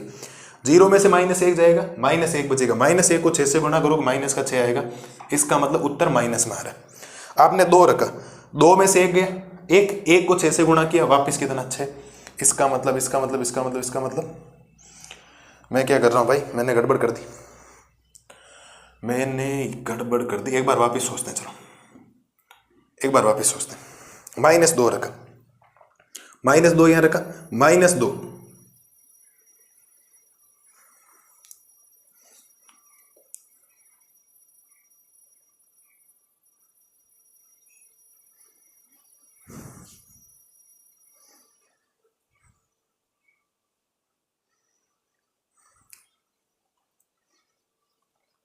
क्या रखते हैं, -2 रखते हैं, अभी गड़बड़ हो जाती है, पूरा ही गलत हो जाता है। -2 रखते हैं, ये तो रखने की जरूरत नहीं, यहाँ तो वैसे धनात्मक आएंगे।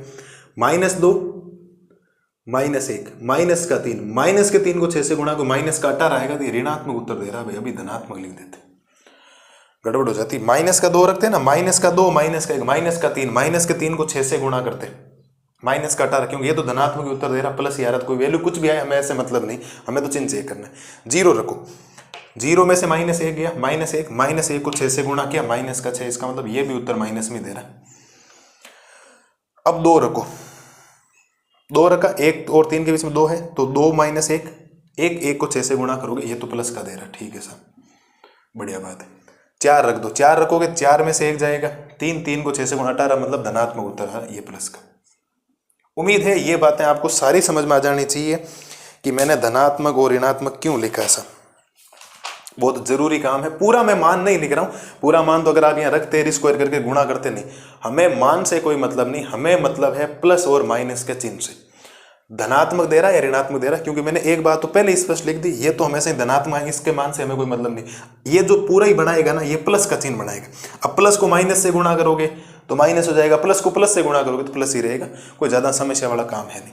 अब आपके सामने पूरा कंसेप्ट तैयार है, अब आपको एक लैंग्वेज के तौर पर इसको लिखना है, ठीक है। तो लैंग्वेज के तौर पर आप जब लिखेंगे, मैं अलग अलग पेन से लिखता हूँ, अभी आप लिखेंगे चूंकि x बिलोंग्स टू, वर्धमान की बात कर लेते हैं, 1 से 3, वर्धमान किसमें है, 1 से 3, यूनियन 3 से अनंत में, f'(x) 0 से बड़ा है।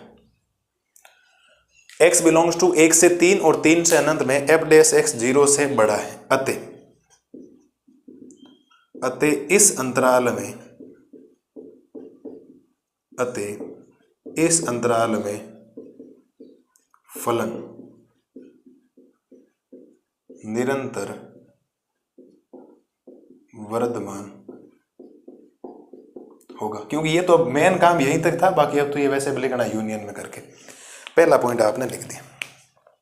दूसरा पॉइंट, चूंकि x बिलोंग्स टू -अनंत से -1, -अनंत से -1, यूनियन -1 से 1, -1 से 1 में f'(x) 0 से छोटा है, क्योंकि माइनस का, ठीक है, 0 से क्या है, छोटा है। अतः इस अंतराल में फलन निरंतर ह्रासमान होगा। मेरे हिसाब से कोई ज्यादा समस्या वाला काम है नहीं, आप बढ़िया तरीके से लिख दें, एक एक कंसेप्ट को लिख दें, कोई समस्या वाला काम हो तो बोलो, ठीक है। कोई ज्यादा समस्या वाला काम हो तो बोलो सर। मेन काम जो था इसका अवकलन था, बाकी ये जो लिखा है ना ये वाला, ये तो बहुत इजी काम है, यहाँ से यहाँ यूनियन लेके करना, ऋणात्मक दे रहा ह्रासमान है, यहाँ से यहाँ यूनियन लेके धनात्मक दे रहा वर्धमान होगा, इसमें ज्यादा प्रॉब्लम वाली बात नहीं। मेन जो काम था ना वो ये था, ये मान निकालना, क्योंकि यहाँ बच्चे क्या कर देते हैं, यहाँ होल स्क्वायर खोल देते हैं, होल क्यूब खोल देते हैं, बहुत ज्यादा परेशान हो जाते हैं। ऐसा नहीं, अलग से कंसेप्ट को ध्यान रखें, एक ढंग का क्वेश्चन से आने लाइक कोई 3 नंबर का सवाल पूछ ले बड़ा, तो एक एक कंसेप्ट इसमें क्लियर हो गया। चर्चे 3-3 पॉइंट साथ में आए।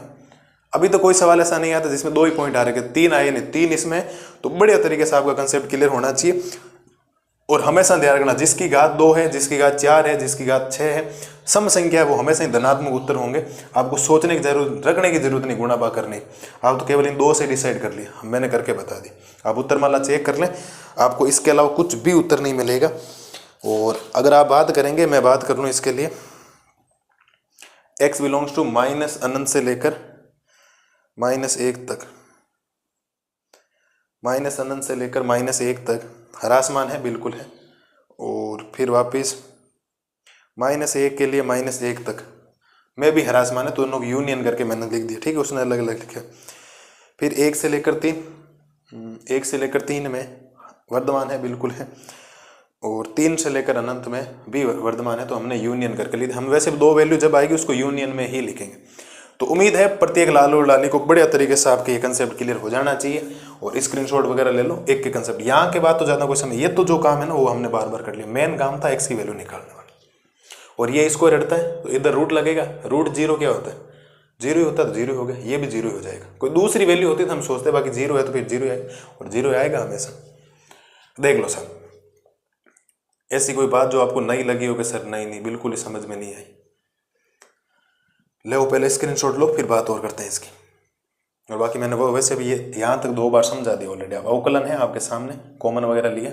इसके बाद ये बात तो बहुत रेयर है कि आपके समझ में नहीं आई होगी, और पूरी आ गई होगी, क्योंकि ये बार बार हम कर रहे हैं। हर बार एक ना एक वर्धमान में यूनियन आता है, इस बार दोनों में यूनियन है, ठीक है। तो ये है आपके छठे का ई पार्ट। छठे के हमने 5 के 5 सवाल कर लिए, मैंने एक भी आपको होमवर्क नहीं दिया। मैं चाहता था आपके कंसेप्ट और थोड़े से क्लियर, और थोड़े से बिल्ड हो, थोड़े से बड़े हो जाएं, आपको कोई डाउट वाली कैटेगरी आपके सामने नहीं रहे कि सर हमारे ये दिक्कत आ रही। तो कोई समस्या वाला काम है नहीं, बढ़िया तरीके से छठा क्वेश्चन हमने शानदार तरीके से कर लिया। हाँ, अब आगे एक बढ़िया काम है, किसी भी सवाल में 2-2 सवाल नहीं, एक ही सवाल। हाँ, ऐसे कोई वो 1-2-4 ऐसे आ जाए, जैसे 13वां 12वां 13वां है, उसके अंदर वो 4 ऑप्शन है, तो वो ऑप्शन है उससे करना है आपको। बाकी ऑप्शन वाले सवाल है, कौन सा सही उत्तर है, छोटे छोटे सवाल है, ज़्यादा कोई प्रॉब्लम आएगी नहीं आपको, ठीक है। तो बढ़िया तरीके से आप ये देखो, कोई समस्या वाला काम है नहीं, और हो जाना चाहिए छठा। आप अवकलन करके कॉमन वगैरह लिए, और ये तो हमेशा धनात्मक है, चिन्ह वाले डिसाइड आपको करना है। इसके बीच की वैल्यू रखी, -2 रखा, 0 रखा था, 2 रखा था, 4 रखा था, और उत्तर धनात्मक आ रहा है। इससे नहीं, आप तो इससे चेक कर लो, प्लस माइनस का चिन्ह, ये तो हमेशा धनात्मक होंगे। लिख लें आप अपनी फेयर कॉपी में, कोई दिक्कत नहीं, थोड़े दिनों बाद देखोगे तो आपको याद रहेगा। तो इसी ई के साथ में आपसे ये सवाल हो गया पूरा। अभी काम करते हैं, अभी 7, 8, 9 3 सवाल और करने अभी, है ना। 7, 8, 9 में थोड़ा टाइम देख लूँ कितना हुआ, ऐसा नहीं हो कि क्लास बहुत लंबी हो जाए। मैं देखता हूँ 7, 8, 9 में से कौन सा करवाता हूँ। 1-2 तो और करेंगे 7वां 8वां पक्का ही करेंगे। देखते हैं अभी क्या होता है क्या नहीं होता। पहला आप बढ़िया तरीके से इनको देखो, अगली स्लाइड में मैं आपको करवाता हूँ क्वेश्चन नंबर 7। अब देखो करते हैं क्वेश्चन नंबर 7। क्वेश्चन नंबर 7, 8 और 9 तीनों इस क्लास में कर रहे हैं हम। अब टाइम तो घंटे भर से ज़्यादा लगेगा, बट कोई नहीं, हम कर लेंगे, सब करना पड़ेगा, क्योंकि फिर लेक्चर बहुत बड़ा हो जाएगा, आगे 2 वीडियो में होगा नहीं। तो 7, 8, 9, अब इसमें कोई पार्ट नहीं, एक सवाल है, तो ज़्यादा मुश्किल काम होगा नहीं। चलिए सब ध्यान देना इधर।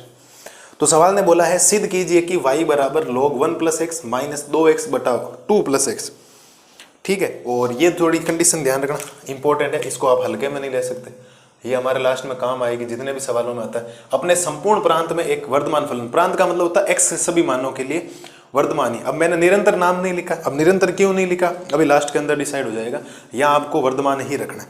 पहली बात तो y लिखो या एपेक्स लिखो, बात एक ही सही। तो मैं y को क्या लिख रहा हूँ, एपेक्स लिख रहा हूँ। तो एपेक्स बराबर हो जाएगा log 1 + x माइनस का 2x बटा में 2 + x। मेरे हिसाब से कोई ज़्यादा समस्या वाला यहाँ तक तो काम आपके है नहीं, ठीक है। तो y नहीं लिखकर हमने लिख दिया एपेक्स को। अब आपको अवकलन करना है इसके साथ, क्योंकि चाहे कुछ भी आपको सिद्ध करना हो, f' के बिना काम नहीं चलेगा किसी भी कंडीशन, ठीक है। तो यहाँ f' बराबर क्या आएगा, log 1 log का अवकलन क्या हो जाएगा, 1/1 + x, फिर माइनस का। यहाँ आपको ये ध्यान रखना पड़ेगा, यहाँ u/v लगेगा। क्या लगेगा यहाँ पर, u/v लगेगा। तो u/v का रूल क्या कहता है कि सर नीचे वाला तो रखना है सेम, तो 2 + x तो रह जाएगा सेम, ऊपर वाले का अवकलन यानी 2x का अवकलन 2, फिर माइनस, इस बार ऊपर वाला रहेगा सेम और नीचे वाले का अवकलन 0 + 1 और बटा में होता है पूरे का होल स्क्वायर। तो 2 + x का क्या हो जाएगा, होल स्क्वायर। क्या बात ये समझ गए क्या? log का अवकलन तो 1/1 + x और x का वापस 1 होता करने की जरूरत नहीं। ये माइनस ये u/v, तो u v as it is ऊपर वाले का अवकलन, नीचे वाला एज इट इज ऊपर वाला 2x का अवकलन 2 minus 2x as it is, इसका अवकलन 0 + 1 और नीचे वाले का होल स्क्वायर होता है। थोड़ी सी कैलकुलेशन करेंगे तो f' बराबर ये 1/1 + x लिखो या x + 1 लिखो, एक ही बात है, माइनस थोड़ी सी कैलकुलेशन कर दो, गुणा करो, ये बन गया 4 और ये बन जाएगा 2x और ये माइनस का 2x बनेगा। सही है क्या? सही है ना ये बात? तो मेरे हिसाब से तो सही है, बिल्कुल ये है, क्योंकि इसको इससे गुणा माइनस का 2x और बटा में 2 + x का क्या हो जाएगा, होल स्क्वायर। इससे ये कैंसिल, इसमें कोई नंबर लाइनर नहीं आएगी, आपको एक कंसेप्ट से काम करना पड़ेगा पूरा। ये बनेगा 1/x + 1 और माइनस का ये 4 बटा क्या बन जाएगा, 2 + x का होल स्क्वायर। बेसिक काम किया, एलसीएम ले लो सब। तो f' बराबर एलसीएम आ जाएगा x + 1 और 2 + x का होल स्क्वायर। ये इससे गुणा, ये इससे गुणा वज्र हो जाएगा, तो ये हो जाएगा 2 + x का होल स्क्वायर और -4 गुणा हो जाएगा x + 1 से। उम्मीद है साहब कोई दिक्कत वाली बात है नहीं, एक बेसिक सा अवकलन करके गुणा भाग किया, ठीक है। और यहां से अगर मैं बात करूं f' की बराबर ये a + b का होल स्क्वायर, तो a स्क्वायर यानी 2 का स्क्वायर कितना हो जाएगा, 4 प्लस का 2ab प्लस b स्क्वायर यानी कि x स्क्वायर। सही बात है नहीं? देखो a स्क्वायर यानी कि 2 का स्क्वायर 4 प्लस का 2 फॉर्मूले वाला a यानी 2, b यानी x और प्लस b स्क्वायर यानी x स्क्वायर। -4 को x से गुणा करवाओगे तो माइनस का 4x और -4 को 1 से गुणा करवाओगे तो माइनस का 4 और पूरे के बटा में इनका होल स्क्वायर मत खोलना, एज इट इज रहने दो, अभी मैं बता दूंगा क्यों। ठीक है, तो 2 + x का क्या हो जाएगा, होल स्क्वायर। यहां से f'। अब पता है ना, इस बार केवल निरंतर नाम नहीं है तो वर्धमान है, तो वर्धमान के लिए f'(x) 0 या 0 से बड़ा होना चाहिए। 0 शामिल होता है, निरंतर में 0 शामिल नहीं होता। निरंतर जब भी वर्ड आता है, चाहे ह्रासमान में आए चाहे वर्धमान में, उसमें शामिल नहीं होता। बट वर्धमान और ह्रासमान ओनली फॉर है, तो 0 शामिल है। Greater than equal to 0 but less than equal to 0 दोनों कंडीशंस में। यहां से अगर काम करोगे तो मैं कह सकता हूं प्लस का 4 माइनस का 4 कैंसिल, इनका गुणनफल कितना आएगा, 4x प्लस का x स्क्वायर माइनस का 4x बटा में x + 1 और 2 + x का होल स्क्वायर। इसकी वैल्यू तो f'(x) है, तो ऊपर प्लस का 4x माइनस का 4x कैंसिल, x स्क्वायर बटा में x + 1 2 + x का होल स्क्वायर। ये जो कंडीशंस दे रखे हैं वो कंडीशंस बहुत काम आएगी आपके। अब आप थोड़ा ध्यान देना साहब, पर्सन यहां के बाद अब पूरा ही चेंज है, उत्तर आ गए हैं। अब आपको सर कुछ निकाला ही नहीं x की वैल्यू, इन सवालों में कोई x की वैल्यू नहीं, अंतराल वगैरह सीधा सिद्ध करना होता है। पहली बात तो मैं एक बार आपको रिपीट कर देता हूं, आपने किया क्या, इसका अवकलन u/v, v नीचे वाला एज इट इज, ऊपर वाले का अवकलन माइनस ऊपर वाला एज इट इज, नीचे वाला अवकलन, गुणा भाग किया। यहाँ के बाद ये और ये एलसीएम आया, तो ये इधर गुणा ये इधर गुणा, a + b का होल स्क्वायर खोला, कट कटा के ये वैल्यू आई। अब आप ध्यान दें, ये तो है x स्क्वायर। मैंने अभी क्या बोला था, जब जब स्क्वायर आया वो हमेशा ही धनात्मक होता है। तो आप यहां से लिख सकते हो, 3 चीजें आपको लिखनी पड़ेगी अलग अलग। आप लिखेंगे चूंकि, क्या लिखेंगे, चूंकि x स्क्वायर तो 0 से बड़ा होगा, और x की जगह आप 0 भी तो रख सकते हो, क्योंकि 0 दिक्कत नहीं, यहां 0 रखोगे 0 आ जाएगा, नीचे 0 कुछ ना कुछ आएगा, लेकिन ऊपर 0 तो वो इक्वल है। ठीक है, और दूसरी कंडीशन 2 + x का होल स्क्वायर, ये भी तो 0 से बड़ा ही होगा। अरे ये तो सीधी सिंपल सी बात है भाई, आप इसमें इतना सोच ही क्यों रहे हो, इसमें तो कोई दिक्कत वाली बात आपको होनी भी तो नहीं चाहिए ना। कोई मना थोड़ी कर सकता है कि नहीं नहीं सर ये कैसे हो गया, ये तो है कंफर्म बात है। स्क्वायर जब जब आता है वो हमेशा ही धनात्मक ही होता है, और यहाँ x की वैल्यू आप 0 भी रख सकते हो, ये काम हो गया। तीसरी कंडीशन क्या है, तीसरी कंडीशन आपको दिया गया है, क्या दिया है, दिया गया क्या मैं आपको बताता हूं, समझ रहे, क्योंकि देखो ये धनात्मक ये धनात्मक ये धनात्मक ये धनात्मक, मैं केवल इसको जीरो से बड़ा कर दूं तो भी ठीक है, ये धनात्मक ये धनात्मक, अब इसको अगर धनात्मक कर दूं तो ओवरऑल वैल्यू धनात्मक होगी, और धनात्मक का मतलब वर्धमान होता है। एग्री हो सारे इस बात से बच्चे, पक्की बात है ना। अब समझो ये धनात्मक तो पक्का है क्योंकि घात 2 है, जब जब स्क्वायर आएगा धनात्मक तो एक्स स्क्वायर तो जीरो से बड़ा होगा, और 2 + x भी जीरो, आप x की जगह कुछ भी रखो, संपूर्ण प्रांत का मतलब होता है x बिलोंग्स टू r, जितनी r की वैल्यू चाहे माइनस की चाहे प्लस की, सबके लिए क्या है माइनस। दूसरी बात इसने बोला है कि x जो लेना वो -1 से बड़ा बड़ा लेना, x की वैल्यू -1 से बड़ी बड़ी लेनी, तो -1 से बड़ा जीरो भी तो होता है, इसीलिए जीरो शामिल है। मैंने बोला था ना वर्धमान के लिए जीरो आपको शामिल करना पड़ेगा, -1 से। ये जो दिया गया है ना, ये बहुत इंपॉर्टेंट वर्ड आपको दिया गया है कि x ग्रेटर देन है -1 से, तो क्या साहब इसको मैं x + 1 greater than equal to 0 नहीं लिख सकता क्या? अरे फटाफट हाँ भर दो। x ग्रेटर देन है -1 से, -1 इधर आया प्लस उधर बचा 0, तो ये भी डिसाइड हो गया x + 1 भी 0 से बड़ा है, तो ओवरऑल वैल्यू f' 0 या 0 से बड़ी है या नहीं है। मुझे तो आप ये बात बता दो सटीकता से एकदम कि सर आपको हाथों हाथ समझ में आ जाना चाहिए। मैं आपको वापस कह रहा हूं, यहां तक की सवाल था, आपने यहां उकलन करके गुणाबा करके यहां तक ले आए। एक्स स्क्वायर 0 से बड़ा होगा, फाइनल है, कोई रोकने वाला नहीं। घात जब भी स्क्वायर में है वो धनात्मक ही होता है, ऋणात्मक कभी हो ही नहीं सकता। तो ये तो 0 से बड़ा और ये भी 0 से बड़ा, तो यहाँ आप x की जगह कुछ भी रख दो, भगवान जाने कोई वैल्यू। और दिया गया है कि x बड़ा है -1 से, और -1 से बड़ा कौन होता है? 0 भी तो होता है, इसीलिए मैं कह रहा हूं f' में 0 शामिल है। आप 0 रख सकते हो x की जगह, अगर आपने 0 भी रख दिया, 0 + 1 1, 2 + 0 2, तो 2 का स्क्वायर 4, 4 को 1 से गुणा करोगे, 4 और 1 5, सॉरी 4 को 1 से 1 और ऊपर 0, 0/4 0 होता है, 0 शामिल, और f' 0 या 0 से बड़ा है, 0 0 के बराबर तो है ना, बिल्कुल। और ये दिया गया है -1 उधर है, क्योंकि मैंने इसको धनात्मक सिद्ध कर दिया, इसको धनात्मक कर दिया। अगर मैं इसको धनात्मक कर दूं, क्योंकि मैं अभी इसको कह नहीं सकता ना, क्योंकि जिस दिन मैंने x की वैल्यू -3 रख दी, x की वैल्यू क्या रख दी -3 रख दी, -3 प्लस का 2, माइनस का उत्तर आ जाएगा, माइनस तो हो ही नहीं सकता, वर्धमान है ये तो माइनस इसीलिए नहीं रख सकता क्योंकि इसने बोला है जो x आप रख सकते हो वो -1 से बड़ा बड़ा रख सकते हो, तो -1 से बड़ा -2 नहीं होता, -1 से बड़ा होता है माइनस का 1.5, है ना, नहीं, -1 से बड़ा 0 1 2 3, तो -1 से बड़ा है x, तो ये जरा आते आप लिखेंगे चूंकि f' 0 या 0 से क्या है बड़ा है, 0 या 0 से क्या है बड़ा है। क्या ये बात आप समझ गए? अतः इसलिए फलन अपने संपूर्ण प्रांत में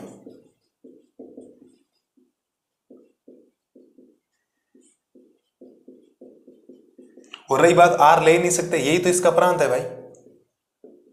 प्रांत का मतलब x बिलोंग करना चाहिए, x में डिसाइड कर दिया, x की वैल्यू आप -1 से छोटी ले ही नहीं सकते, -1 से बड़े बड़े ही लेना, तो यही प्रांत, और प्रांत सब में देख लो 0 से बड़े सब मानों के लिए है, और 0 शामिल करना है क्योंकि 0 आप रख सकते हो, क्योंकि यहाँ 0 है, -1 से बड़ा 0 होता है। तो उम्मीद है आप कहीं से पढ़ लेना, इससे लाजवाब तरीका आपको नहीं मिलने वाला। मैंने जो आपको बात बता दी, अवकलन करने वाला बहुत सिंपल सा काम था। अब आपको डिसाइड करना है वर्धमान है तो ये भी धनात्मक, ये भी धनात्मक, ये धनात्मक, तो ये तो बेचारे स्क्वायर में तो 0 से बड़े ही होते हैं, बात खत्म।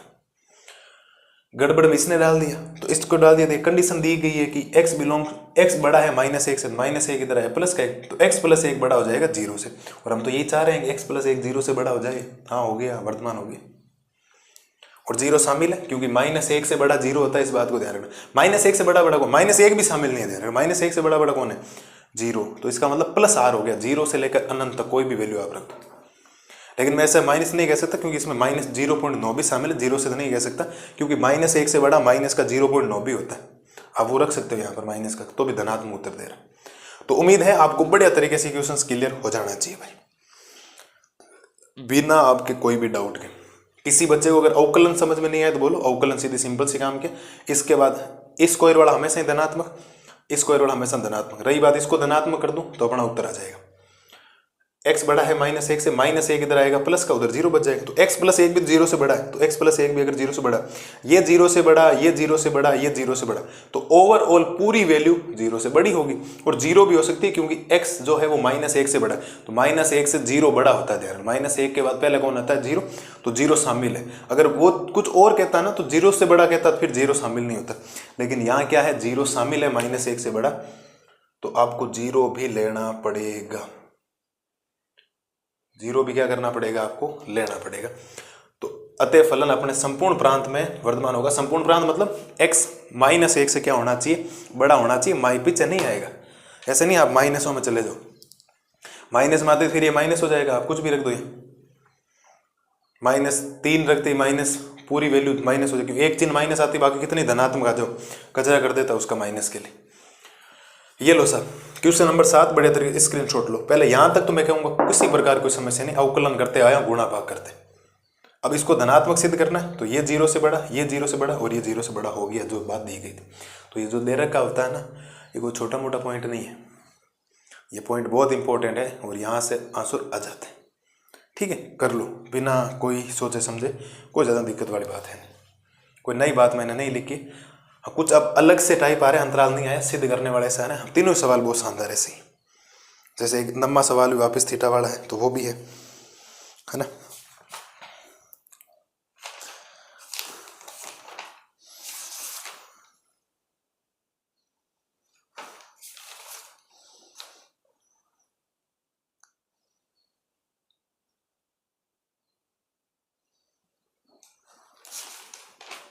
एक काम करते हैं, एक 8वां सवाल और करवाता हूँ अगली स्लाइड, ये क्लास खत्म करते हैं। क्लास बहुत बड़ी हो, घंटे भर से ज़्यादा हो जाएगा अगर दोनों करवाऊंगा ना, क्योंकि फिर 9 से लेकर 14 तक कर लेंगे, फिर 15 से 19, तो भी 2 वीडियो में खत्म हो जाएगा। 2 वीडियो से ज़्यादा अब नहीं आएंगे। इसके बाद एक सवाल और 8वां करवा देता हूँ, फिर इस क्लास को खत्म करते हैं। ज़्यादा बड़ा हो जाएगा आपके लिए लेक्चर, घंटे सवा घंटे भर के आसपास तो क्लास होगी ऑलरेडी। हाँ, 1 घंटे के आसपास तो यहाँ तक ही होगी। अब 8वां और करवाना, भी कम से कम 10 से 15 मिनट वो खाएगा, तो सवा घंटे क्लास ज़्यादा होगी, वरना 1.5 घंटे हो जाए। इतना लेक्चर देख नहीं पाओगे, बीच बीच में छोड़ोगे, कचरा कर दोगे अपना। तो मैं 8वां करवाता हूँ आपको आज की क्लास में, क्योंकि तो भी सवाल खूब सारे हो गए। कल की क्लास में नम्मा एक बड़ा है, बाकी 14 तक बड़े है नहीं, सारे छोटे छोटे प्यारे प्यारे सवाल है, ABCD वाले। तो ये कर लो आप बढ़िया तरीके से, कोई ज़्यादा दिक्कत वाली बात है नहीं। एक बार आप ये कर लो, अगली स्लाइड में मैं आपको करवा देता हूँ क्वेश्चन नंबर 8। अब देखो करते हैं क्वेश्चन नंबर 8। क्वेश्चन नंबर 8 में बोला गया है x के उन मानों को ज्ञात कीजिए जिनके लिए y बराबर x -2 का होल स्क्वायर एक निरंतर वर्तमान है। अगर आपका निरंतर नहीं दे रखा है तो निरंतर कर लें, किताबों में निरंतर नहीं दे रखा है, लेकिन उत्तर जो आएगा ना वो निरंतर से ही आएगा, ध्यान रखना, क्योंकि उसने शामिल नहीं किया। शामिल नहीं करने वाला निरंतर में होता है, इस बात को ध्यान रखना। चलिए सर, x बिलोंग कहाँ कर रहे हैं, जिसमें वर्तमान आपको बताना, बाकी नहीं करना। y का मतलब fx ही होता है, अभी आपको बताया था। तो fx बराबर x -2 का होल स्क्वायर। एक तरीका तो ये है कि आप अवकलन करो वो u गुणा v वाला, वरना एक काम करो अलग अलग स्क्वायर कर दो इनका, क्योंकि पूरे का स्क्वायर है तो मैं इसको ऐसे भी लिख सकता हूँ, fx बराबर x स्क्वायर लिख सकता हूँ और इसको x -2 का होल स्क्वायर लिख सकता हूँ। ऐसा कर सकता हूँ, इसकी घात लगा दी, इसकी लगा दी। अब चाहो तो u गुणा v की बजाय सिंगल में बदल लो, क्योंकि ये a - b का होल स्क्वायर खोल दो, ताकि बहुत इजी हो जाएगा सवाल आपके लिए। ये तो है x स्क्वायर, x -2 का होल स्क्वायर, तो a स्क्वायर माइनस का 2ab प्लस b स्क्वायर यानी कि 4, a स्क्वायर माइनस का 2ab प्लस b स्क्वायर। अब इसको थोड़ा सा सिस्टमेटिक तरीके से गुणा करो पहले, तो ये तो बनेगा एक f' नहीं fx है x स्क्वायर, तो ये बन गया x स्क्वायर, ये माइनस का 4x, ये बन गया प्लस का 4।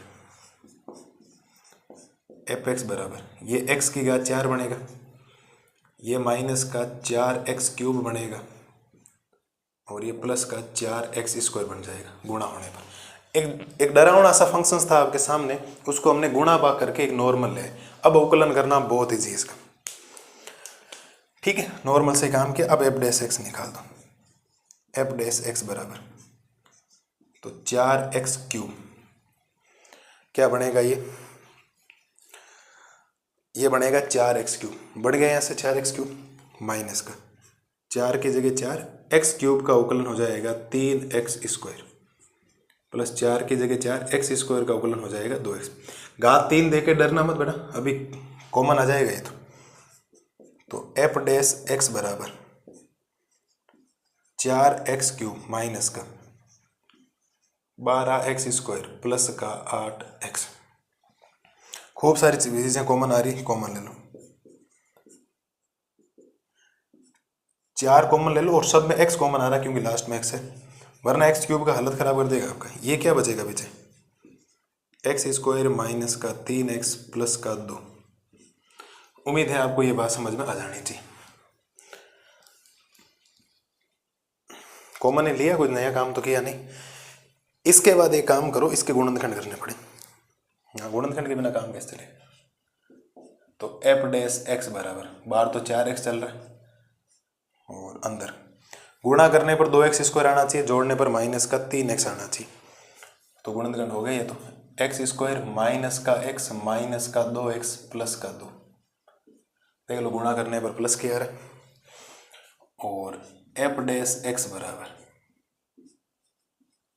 4x हो गया, एक जोड़ा ये बन गया, एक ये बन गया। x कॉमन ले लो तो पीछे x माइनस 1, माइनस 2 कॉमन ले लो तो x माइनस 1। ये तो प्रक्रिया है बेसिक सी आपके 10th क्लास की जो कर रहा हूं अभी तो, ठीक है। तो पीछे ये बच जाएगा x माइनस 1 और x माइनस 2, ये आपके पास बचेगा। ध्यान से देख लो, अगर किसी भी शेर और शेरनी को यहाँ तक कोई समस्या हो तो बोलो, क्योंकि इसके बाद तो काम लगभग ऑलमोस्ट संख्या रेखा के ऊपर डिपेंड कर गया।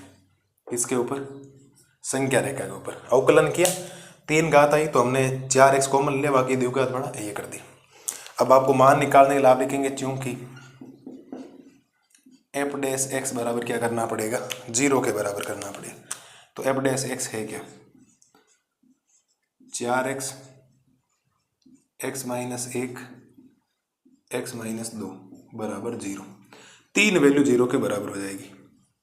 एक तो 4x को 0 के बराबर करना पड़ेगा, x माइनस 1 को 0 के बराबर करना पड़ेगा, x माइनस 2 को 0 के बराबर करना पड़ेगा।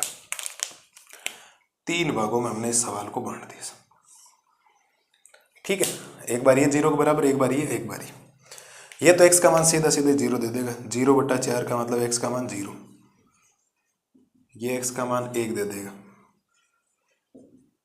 ये x का मान 2 दे देगा।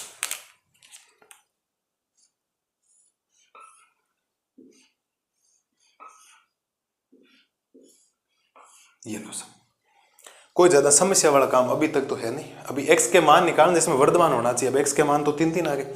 चेक करते हैं सर,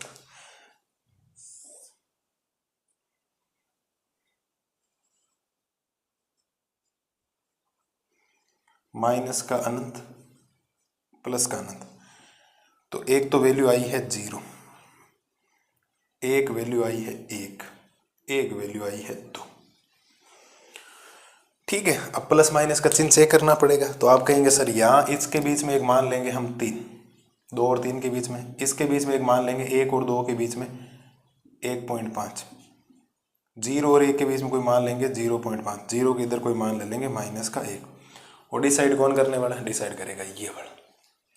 और इस बार ये बड़ा खतरनाक भी है दिखने में भी, तो मैं ओरली काम करता हूँ आपके लिए, समझना। ये लिया आपने 3, क्या लिया 3 यहाँ रखा, देखो समझ रहा हूँ, साइड में मैं कर रहा हूँ, 1 मिनट दूसरे पेन से करूँ ताकि आपको समझ आए। मैं वापस मिटा दूंगा अपने लिए, ठीक है। समझना सर, करके बता देता हूँ आपको।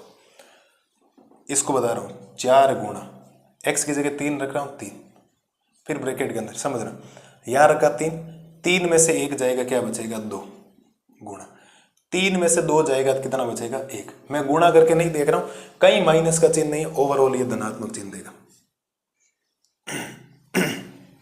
सॉरी भाई, ओवरऑल धनात्मक चिन्ह देगा, कोई डाउट नहीं है ना, पक्की बात है, ठीक है। ये रख के चेक करो। तो 4 गुणा x की वैल्यू 1.5 रख रहा हूं, अरे इसके बीच का मान 1.5 ही होता है। अब यहां 1.5 रखोगे, 1.5 में से 1 जाएगा तो 0.5 बचेगा, लेकिन 1.5 में से -2 जाएगा तो माइनस का 0.5 बचेगा। और ओवरऑल धनात्मक नहीं, ओवरऑल ऋणात्मक चिन्ह है, इसका मतलब ये माइनस देगा। ये तो आप समझ गए होंगे, मैं गुणा भाग नहीं करना, आप ओवरऑल चिन्ह देखना। चलिए साहब, ये भी बढ़िया बात है। 0.5 रखो तो 4 गुणा 0.5, यहाँ 0.5 रखा तो 0.5 में से -1 जाएगा तो माइनस का 0.5 बचेगा। यहाँ 0.5 रखा, 0.5 में से -2 जाएगा तो माइनस का 1.5 बचेगा। तो ये माइनस माइनस क्या हो गया, प्लस। तो ओवरऑल वैल्यू आ गई प्लस की। ओवरऑल वैल्यू क्या आ गई, प्लस की। चलिए सर, अब -1 रखो तो ये बनेगा 4 गुणा x की जगह -1, या -1 रख दिया तो -1 -1 माइनस का 2, या -1 रख दिया, क्या रख दिया, -1 -2 माइनस का 3। देखो माइनस माइनस प्लस, लेकिन प्लस माइनस वापिस माइनस। ये लो सर, कहानी खत्म। जितना आपको डरावना लग रहा था उतना था नहीं, हमने बढ़िया तरीके से प्लस माइनस के चिन्ह लेके कर लिया करो, प्रैक्टिस के हिसाब से काम हो जाएगा। बोलो सर, ऐसा काम जो आपको, अब आपको एक लाइन लिखनी, आपको x का वो मान ज्ञात करना जिसमें निरंतर वर्तमान है। आप लिखेंगे चूंकि x बिलोंग्स टू, वर्तमान का 0 से 1 शामिल नहीं करना, ध्यान रखना, 0 से 1 यूनियन 2 से अनंत, 2 से अनंत में फलन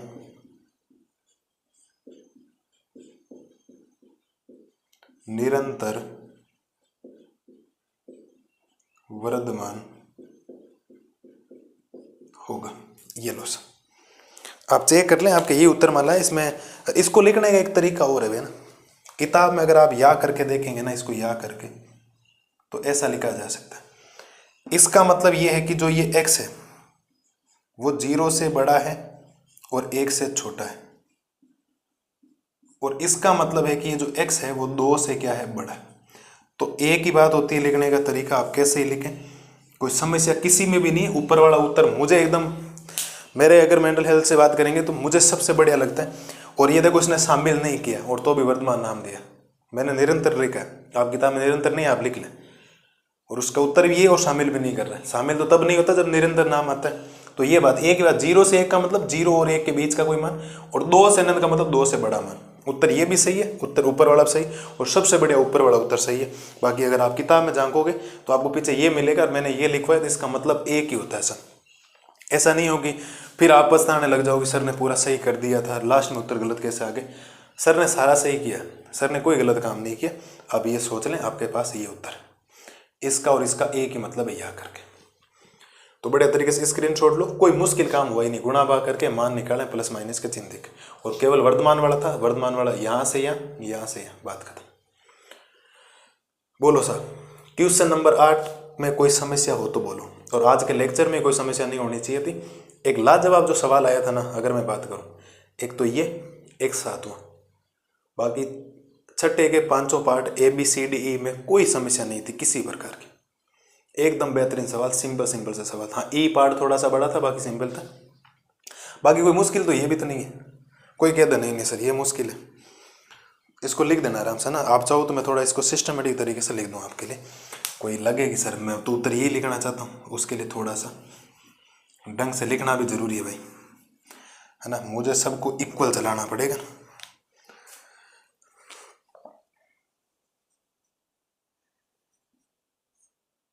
अथवा करके लिख देता हूँ।